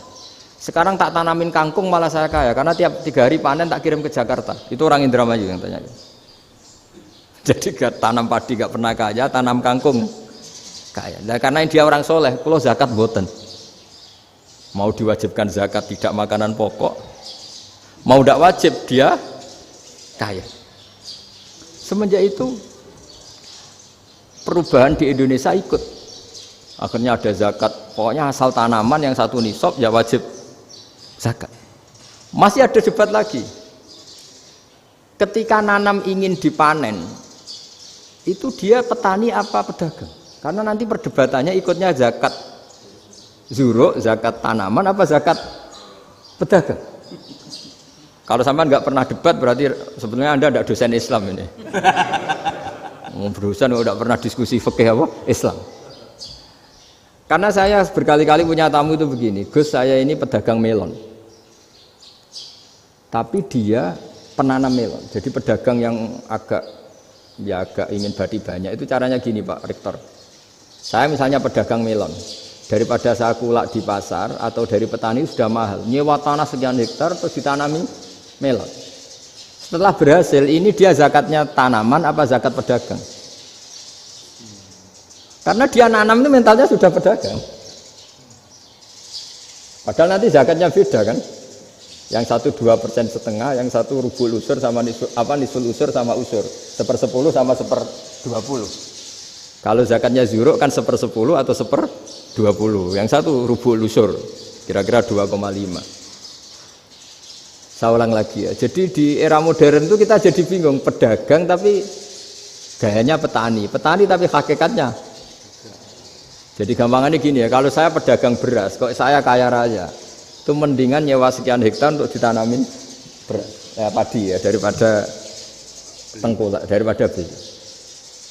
Akhirnya perdebatannya ini zakatnya pakai apa? Misalnya tebu, misalnya petani tebu. Oh jelas kalau jual nanam tebu itu ingin dijual. Masa apa itu es tebu berhektar-hektar? Lah kira-kira kalau menurut jenengan ini zakatnya zakat apa? Tijarah apa zakat tanaman? Mentalnya tijarah, mentalnya pedagang. Nah ini saya hanya mau cerita. Khilaf, kadang-kadang orang angen-angen. Khilaf itu nggak mungkin enggak. Ya sama seperti NU dan Muhammadiyah selalu khilaf awal Ramadan. Itu memang nggak bisa nggak khilaf. Misalnya begini, saya beri contoh ya. Karena kadang yang khilaf juga nggak pernah belajar. Lucu kan? Tak beri contoh ya. 2001 itu abad keberapa coba? Tahun 2001. Abad 21 abad 20?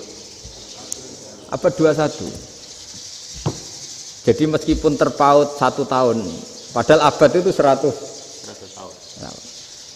Nah, pikirannya orang-orang Muhammadiyah seperti itu. Hilal kalau sudah melewati garis ufuk, meskipun setengah derajat atau 1 derajat itu sudah ikut bulan berikutnya. Sehingga ya sudah, meskipun sekian derajat sudah dianggap Ramadan. Nah pikirannya orang NU enggak, harus ru'yah bil fi'li. Itu sebetulnya lagi-lagi sebenarnya enggak masalah NU dan Muhammadiyah, itu di kitab-kitab ya seperti itu. Kita ini enggak biasa goblok ya. Artinya kita yang keluarga kiai tahunya kunut mazhab Hanafi, enggak kunut mazhab Syafi'i. Tapi tahu-tahu ini mazhab NU, ini mazhab itu aneh itu menurut kita ini anggap apa? Mana ada Muhammadiyah jadi mustahid, mana ada NU jadi mustahid. Jadi sebetulnya orang tahu semua lah, kalau Abu Hanifah itu tidak kunut, Imam Syafi'i itu kunut. Imam Syafi'i pernah main di masjidnya Abu Hanifah ya tidak kunut, ditanya kenapa tidak kunut, jenengan itu presiden kunut, tidak sanggup mati Abu Hanifah, dulu biasa aja. Sekarang geger, ya karena tidak punya kegiatan. Sebenarnya itu nggak masalah, mulai dulu biasa. Saya teruskan ya. Nah, menurut mayoritas ulama nunggu ru'yah bil fi'li. Ru'yah bil fi'li itu gini. Mata telanjang bisa melihat karena agama ini menggantungkan perintah itu sama melihat. Kalau kamu tidak melihat itu bagaimana kena hukum? Ibarat gini, Pak Rektor datang ke rumah saya tapi saya nggak tahu, kena nggak saya hukum harus menghormati? Dia datang nggak sembunyi-sembunyi. Saya kena hukum harus menghormati ya kalau melihat, kalau enggak ya enggak. Tapi Pak Rektor tetap bilang, tapi saya hakikatnya datang, jadi saya datang itu. Itu kan ribet. Akhirnya ya sudah, itu nggak ada khilaf sampai mati ada khilaf karena yang satu menggantungkan hukum itu digantungkan sama tahu. Kalau tidak tahu ya, misalnya baju saya ini hakikatnya ada najis, pas sholat saya tidak tahu, sholat saya sah apa enggak? Sah, karena hakikatnya ya memang saya tidak tahu, tapi hakikatnya ada najis apa enggak? Ada. Ya sudah, itu sama-sama masuk akal. Ada lagi khilaf yang senam otak. Fasyamu salasati ayamin fil haji wa sab'atin idza raja'tum. Singkat cerita ada satu pelanggaran haji yang kata Allah kafarohnya itu puasa 3 hari sama 7 ketika kamu pulang, idza raja'tum, ketika kamu pulang. Dalam mazhab Syafi'i yang namanya pulang itu yang haji sudah sampai rumah. Di mana-mana pulang itu ya sampai rumah. Dalam mazhab Abu Hanifah enggak, ketika orang sudah balik kanan dari Arab Saudi, dari Mekah, ya namanya sudah pulang. Misalnya gini, ini Pak Rektor pamit saya, Pak Haris. Gus, Pak Haris mana? Ya sudah pulang kata saya, padahal sampai pandangan sampai depan. Tapi bagi keluarganya belum pulang. Lalu idza raja'tum ketika pulang itu bahasanya siapa? Bahasa istrinya apa bahasa yang ditamoni? Kamu ditamoni orang, terus kamu tamunya mana? Sudah pulang. Tapi tanyakan istrinya, belum pulang. Jadi khilaf-khilaf gini kok jadi geger itu kan goblok banget maksudnya itu. Jadi biasa, gini itu biasa. Jadi ya karena memang ini bukan masalah akidah, ini masalah furu'iyah, masalah fikih itu masalah furu'iyah. Mau tidak mau harus beda. Misalnya di sholat juga gitu. Wa ayyuku udin ko adal musolli sokat sholatu. Duduk dengan gaya apapun itu sholatnya sah.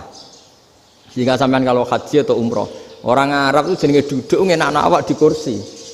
Duduk sopan ya hanya orang Indonesia loh. Kalau sholat itu masih duduk ala orang tahiyat. Kalau sampean di Mekah, duduknya pakai apa coba? Kursi ya? Oh enak sholat duduk. Karena memang takbirnya di fikih dengan duduk gaya apa saja sah. Makanya sengenak awak duduk di kursi. Ribet kan? Mau tidak disahkan itu namanya duduk. Mau disahkan masa iya sowan Allah kok duduk santai-santai gitu. Tapi mau apa? Ini fikih. Ya saya ulang lagi ini fikih. Fikih itu ya sudah ini fikih. Makanya kalau ulama berdebat misalnya Abu Hanifah berpendapat sholat itu wajib baca Fatihah apa asal Quran. Dalam mainstreamnya ya Fatihah karena la sholata liman lam yaqra bi Fatihatil kitab. Tapi cara Abu Hanifah enggak. Faqra'u ma tayassara minal Qur'an, bacalah apa saja yang mudah bagi kamu, asal itu Quran. Sementing gak gending Jawa, gak nyanyi lah gitu. Ya sudah mau apa coba? Jadi ya susah memang kalau fikih itu ya sudah seperti itu. Ada lagi yang masih ekstrim misalnya. Yang namanya menyembelih hewan itu gimana coba? Dari hidup ke mati, apa pasti mati disembelih? Cara mazhab Imam Syafi'i yang namanya menyembelih itu penyembelian harus menjadi sebab kematian. Itu yang sah. Karena lagi penyembelian menjadi sebab kematian yang syar'i.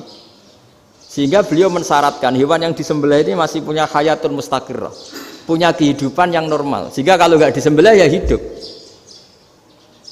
Sehingga kalau ada hewan ketabrak truk kejet-kejet mesti mati ini buat sembelih. Itu nggak sah karena nggak usah disembelih ya wes mati kan. Karena ini hanya nunggu koordinasi Israel kan, dia kejet-kejet itu kan prosedur itu. Tapi tidak disembelih pun mati.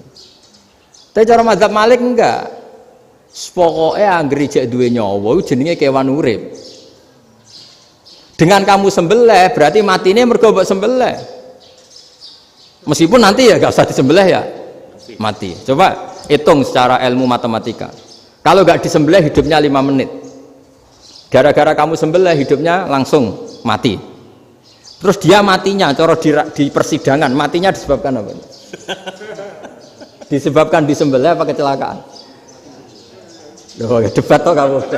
Sama-sama UMM aja debat.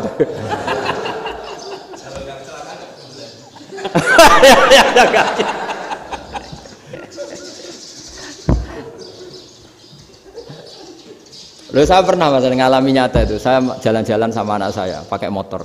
Sampai di jalan raya gitu ada ayam jago ketabrak mobil, kejet-kejet. Orangnya tanya, Gus ini halal tau ora? Wis kanggo kon halal lah.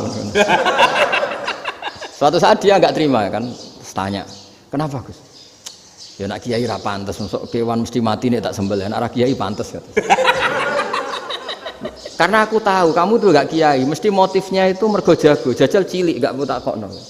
Ada kan ayam itu bayi kan gak ditanyakan, kejet-kejet mati rak lah, wong cilik wae. Tapi masalahnya ini kan jago, eman itu. Tapi secara fikih pertanyaannya tadi, hewan yang sudah tidak punya hayatun mustaqirrah, dia hanya punya al hayat al ittiroriyah, dia punya harokah ittiroriyah, dia mati kejet-kejet memang prosedur mati harus seperti itu. Mbok kecelakaan kayak apa, kalau mati kan kejet-kejet dulu. Nah ketika kejet-kejet ini pertanyaannya ini kan hidup apa mati namanya? Enggak, namanya hidup apa mati? Pas kejet-kejet itu hidup. Cara Imam Malik itu hidup. Ya sudah, kalau hidup disembelih ya halal. Karena misalnya nanti kalau nggak disembelih matinya kan 2 menit lagi, gara-gara disembelih mati sekarang. Tetap penyebab kematian itu nyembelih. Penyembelian ini sebab kematian. Tapi kalau Imam Syafi'i enggak, cara berpikir wes nemen, paling roh besok kaget langsung mati. Kalau gitu berarti kamu nyembelih barang mati. Jadi fikih itu kadang unik. Makanya ketika ngitung fikih itu unik ya. Orang keluar mani wajib apa? Mandi kan.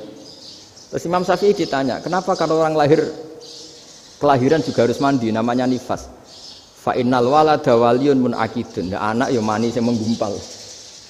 Bedanya apa anak dengan mani itu? Jadi fikih itu kadang lucu, di rungok-rungokno tenan juga lucu. Keluar mani wajib mandi. Berarti kalau keluar anak ya wajib mandi karena hakikatnya anak adalah mani yang mengkristal. Terus usia sudah di dosen macam-macam itu kan hakikatnya mani. Itu fikih. Nah, terus ditanya, kenapa kalau lahir langsung mati tidak wajib disolati? Ya jawabannya Mas Syafi'i lucu. Di mana-mana sholat itu nyolati mayit. Yang namanya mayit itu pernah hidup terus mati. Kalau itu ndak mayit ya sudah. Jadi kadang, nah iya kan disebut sholat mayit. Yang namanya mayit itu apa? Pernah hidup. Nah ini kan ndak pernah hidup. Maka ya sudah seperti itu. Jadi nggak khilaf itu ndak mungkin. Nah, kalau qit'atul lahmin, kalau hanya potongan daging, mungkin wah itu tidak manusia karena qit'atul lahmin. Sekarang pertanyaannya, kalau sudah berbentuk manusia, meskipun tidak pernah hidup, nah ini mulai perdebatan karena melihat tidak pernah hidup itu nggak memenuhi syarat, tapi melihat ini sudah suratu adamiyin, bentuknya sudah. Nah kira-kira gitu perdebatan fikih. Makanya dulu awal mula zaman sahabat itu sudah debat. Masyhur kan. Nabi ada kontingen ke Bani Quraidah. Ya kalau kira-kira saya minta Pak Rektor kamu jangan kalau ke Malang jangan sholat asar kecuali sampai Tuban. Sebelum Tuban ternyata matahari mau tenggelam. Terus Pak Rektor milih, wah sudah sholat di Bulu. Padahal belum Tuban. Padahal saya bilang jangan sholat asar kecuali di Tuban. Yang Pak Haris enggak, tetap sholat di Tuban meskipun matahari sudah tenggelam. Karena Nabi menyebut Tuban. Singkat cerita, zaman itu kan Bani Quraidah. La tusolliyanal asra illa fi Bani Quraidah. Kalian semua jangan sholat asar kecuali sampai Bani Quraidah. Ternyata di tengah perjalanan matahari sudah mau tenggelam, kira-kira kurang 2 menit atau 3 menit. Sahabat-sahabat, sudahlah kita sholat asar di sini. Kalau sampai sana pasti sudah tenggelam. Separuh sholat. Yang separuh enggak, kata Nabi harus di Bani Quraidah. Ya sudah nunggu di Bani Quraidah meskipun matahari sudah tenggelam. Singkat cerita 2 kelompok ini matur, ya Rasulullah kita ngalami ini perdebatan gini-gini. Di semua riwayat di hadis-hadis sahih disebut falam yu'annif wahidan minhuma. Nabi tidak menyalahkan salah satunya atau enggak menyalahkan dua-duanya. Itu bahasa Indonesia juga ribet, yang benar gimana itu? Enggak menyalahkan salah satunya, apa enggak menyalahkan dua-duanya? Gimana bahasa benernya? Salah satunya. Salah satunya itu dua-duanya? Ya. Enggak, kalau bahasa Indonesia tidak menyalahkan Kedua-duanya. Kedua-duanya apa salah satunya yang benar? Kedua-duanya. Kedua-duanya. Bahasa Indonesia itu ya kadang ruwet ya. Orang pinter kayak Pak Habibie itu namanya ya orang luar biasa. Nanti sekolahnya orang-orang idiot itu ya sekolahan luar biasa. Orang pinter banget bahasa Indonesianya ya luar biasa. Kalau sekolah untuk orang-orang yang idiot juga luar biasa. Jadi kalau dipuji luar biasa itu gak jelas ini luar biasa ya. Gak jelas kadang bahasa kita ini kadang ya gak jelas. Nah itu gak menyalahkan dua-duanya apa salah satunya? Keduanya. Tidak menyalahkan kedua-duanya. Misalnya dibahasakan gak menyalahkan salah satunya, benar apa salah? Benar. Benar, ya sudah benar semua. Jadi itu bukti bahwa ijtihad itu boleh. Saya ulang lagi, bukti bahwa ijtihad itu boleh. Padahal ini jelas yang satu harus sholat asar, padahal matahari sudah tenggelam. Makanya di antara fikih unik itu begini. Saya ulang lagi fikih unik. Saya menyaksikan betul ketika ada orang tanya Mbah Mun saya ini Kopassus. Kadang latihan itu sampai waktu zuhur habis. Saya harus bagaimana? Jawabnya Mbah Mun itu unik. Sementing ojo ngosor sholat.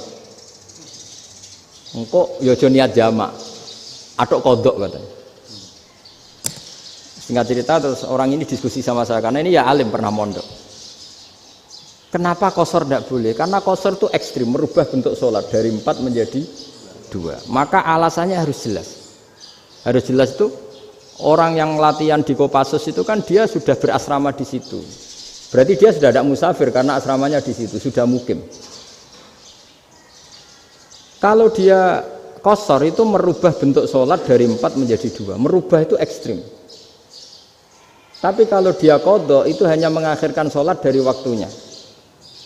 Kira-kira kalau kamu jadi malaikat ekstrim mana? Merubah sama menunda? Ekstrim merubah kan? Karena 4 menjadi 2. Terus ojo jamak takdim tapi jamak takhir. Itu juga penting. Bagi pengkaji fikih itu penting.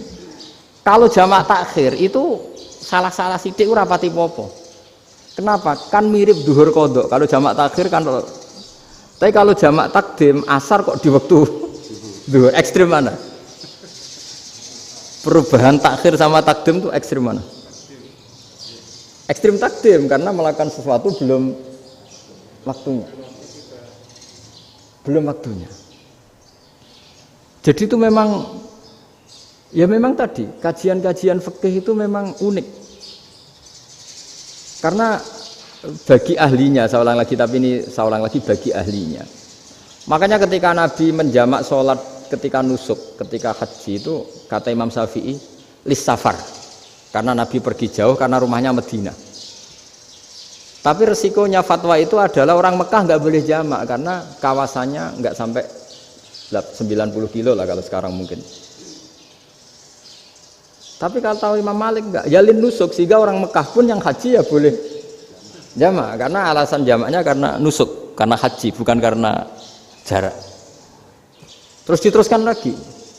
Kalau karena pergi boleh jamak, memangnya pergi itu kenapa? Karena repot. Nah itu masalah kan masakoh. Nah, terus mulai ada orang-orang yang ngawur kan resepsi jamak, ribet. Wes resepsi duit utangan kan capek. Wah itu sudah jamak. Ribet kan. Jadi kalau sudah illatul hukmi itu sudah mesti bikin masalah. Kalau sudah illatul hukmi itu pasti bikin masalah. Nah, pertanyaannya jamak itu masih gampang karena bentuknya sholat masih 4. Yang ekstrim kalau qasar karena bentuk sholat 4 menjadi 2. Maka kata Mbah Mun pesennya nak kue ra mesti benere jika alasan itu tidak mesti benarnya. Pokoknya sementing tidak qasar katanya. Juga tidak jamak takdim karena qasar ini kan merubah bentuk sholat kan ekstrim. Jamak takdim juga ekstrim karena mendahulukan sholat sebelum waktunya. Kalau jamak takhir kan biasa, kalaupun salah kan mirip kodok. Ya mirip kodok biasa kan. Nah ini saya cerita, jadi fikih itu bagi ahlinya itu memang punya konsekuensi yang seperti itu. Makanya pertanyaannya misalnya bagaimana hukumnya penyembelihan lewat mesin? Ya ribet kan. Bagaimana nyembelih dari apa ini? Belakang. Saya baca di kitab-kitab nyembelih dari belakang itu ya hukumnya tetap boleh asal apa itu hulkum dan mari itu terpotong. Tapi pertanyaannya, jangan-jangan ayamnya sudah kaget dulu karena uratnya ini. Makanya perlu ditanya ahli medis, setelah uratnya tercabut ini jangan-jangan sudah berstatus mati. Kan potensi ketika dipotong dari sini, potensi sudah berstatus mati.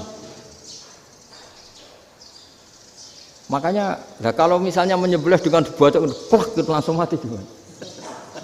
Itu tetap ada dokhtoh, kalau dalam bahasa fikih dokhtoh. Dia terkaget, begitu, ada dokhtoh karena nggak bisa bernafas terus mati. Berarti kelangsungannya bangkai. Jadi orang yang pengkaji fikih itu ya seperti itu, memang itu yang ditekuni. Tapi kita sebagai orang awam ya tadi. Nak sing kecelakaan iku wedhus ta ayam jago ngeman, tapi nak pitik cilik ikhlas.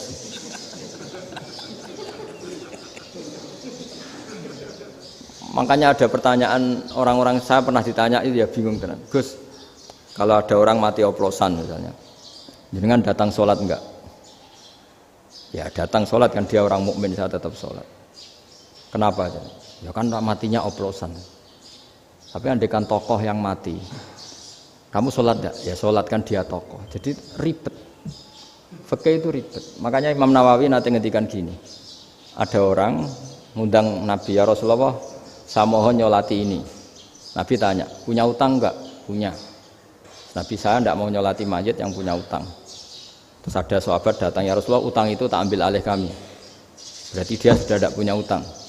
Terus Nabi kerso nyolati. Pertanyaannya, utang itu hal yang boleh. Saya ulangi, utang itu hal yang boleh.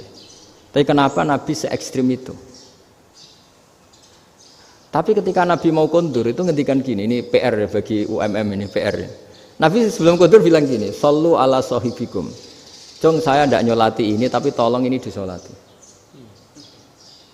Terus kata Imam Nawawi, dianalogikan atau dikiaskan siapapun pelaku dosa besar atau mati dalam keadaan tidak benar, misalnya pas dugem mati, pas oplosan mati, itu sebaiknya tokoh-tokoh itu enggak nyolati karena nanti dianggap penghormatan. Misalnya ketua PP Muhammadiyah rektor nyolati wong mati oplosan, kan keren. Mati oplosan disolati rektor. Ya sudah, tapi kalau nggak disolati nanti ada tradisi yang keliru, yaitu janazatul muslim tidak ngalami disolati. Padahal siapapun yang muslim, janazahnya harus disolati. Makanya setengah-tengah, ya rasa rektor lah, satpam, pokoknya kudu tetap ada yang sholat gitu. Itu kata Imam Nawawi. Jadi ketika ada orang mati nggak benar, itu sebaiknya tokoh-tokohnya nggak ikut nyolati, tapi awamun nas, orang kebanyakan ikut sholat. Jadi fikih itu agak jelimet karena tadi ketika tokoh ini nyolati, pertanyaannya bedanya apa mbek sing mati ning masjid mbek mati oplosan?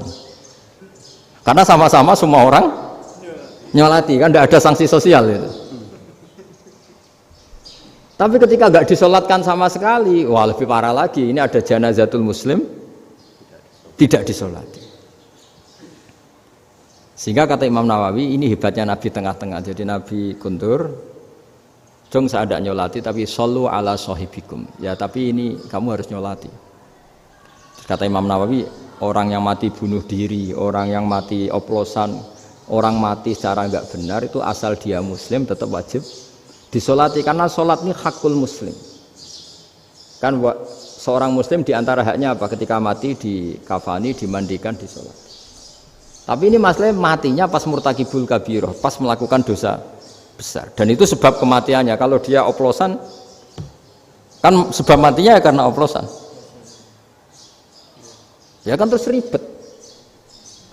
Mau disolati oleh, apalagi misalnya kita ketua ulama, kemudian terkenal wali, wah keren, mati oplosan itu disolati wali, kan ribet kan. Nanti yang repot malaikatnya. Itu ya, ini yang nggak kata bahaya. Saya pernah baca kitab itu yang repot malaikatnya. Itu ada yang bilang gini, orang yang punya hutang itu pasti nanti hisabnya berat, diaudit malaikat sampai bisa nyaur hutangnya.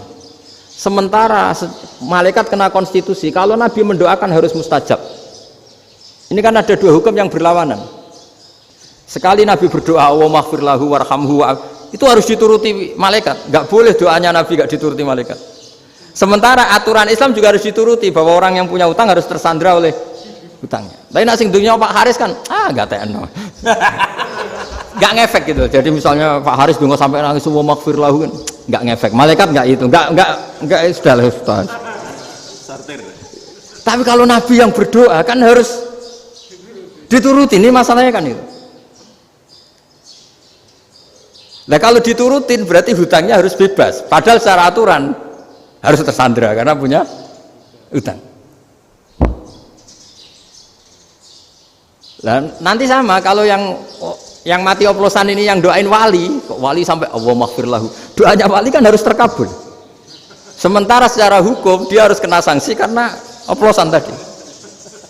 Daripada ngerepotno malaikat, sudahlah wali-wali ini tidak usah ikut nyolatin. Yang nyolati ya orang-orang nggak jelas ini, sehingga kan malaikat kan santai aja kalau mau nyiksa. Loh, tapi kan sudah didoain, nggak ngefek. Karena doanya orang-orang nggak penting. Itu ada tuh di sarah Muslim itu, di sarah Muslim di bab ketika Nabi ngintikan babu qauli Rasulillah sallallahu alaihi wasallam sallu ala sahibikum. Jadi belajar fikih itu asik ya. Karena tadi harus dipelajari. Kalau enggak ilmu ini hilang. Terus nanti takutnya lagi ilmu fikih itu direduksi sosial. Terus misalnya gini, pepe wong cilik wae kiai-kiai ra gelem nyolati. Orang melihatnya ini karena yang oplosan wong cilik om larat ra disolati. Jajal bupati ya disolati, mergo amplopnya gede-gede kan terus ruwet kalau dianalisis gitu kan ruwet. Makanya kenapa saya harus ngomong fikih supaya semuanya itu enggak didudukkan urusan sosial itu. Nah kalau semuanya didudukkan sosial kan sentimennya sentimen sosial. Ribet. Padahal yang sering mati oplosan itu kan wong-wong cilik gitu loh, karena tadi kalau wong sugih kan pakai whisky yang mahal yang insya Allah tidak mati kan gitu. Yang mati kan ya mergo Pertos macam-macam itu kan. Artinya ini kalau nggak diterangkan secara fikih, kiai-kiai yang nggak datang dikira masalah sosial kan. PP salam tempel era gede terus nggak datang kan terus jadi ribet. Ya makanya ini apa lewat pengajian ini supaya sampean lebih tahu ya bahwa khazanah Islam ini kata beberapa ulama kafatal linnas, maknanya semuanya, sehingga Allah akan mentakdirkan kajian Islam akan ada di seluruh dunia. Jadi kenapa IAIN marak di Indonesia, UMM, Universitas NU banyak, karena agama ini kafatal linnas, tidak miliknya orang Arab tapi milik semua. Orang alimnya juga gitu. Ketika ada liga alim seluruh dunia, itu orang Indonesia, orang Afrika, ya selalu ada orang alim yang kelas dunia. Seperti dulu ada Imam Bukhari, itu as-sakhul kutub ba'da kitabillah. Kitab terbaik setelah Quran itu Bukhari. Padahal dikarang oleh orang Uzbek.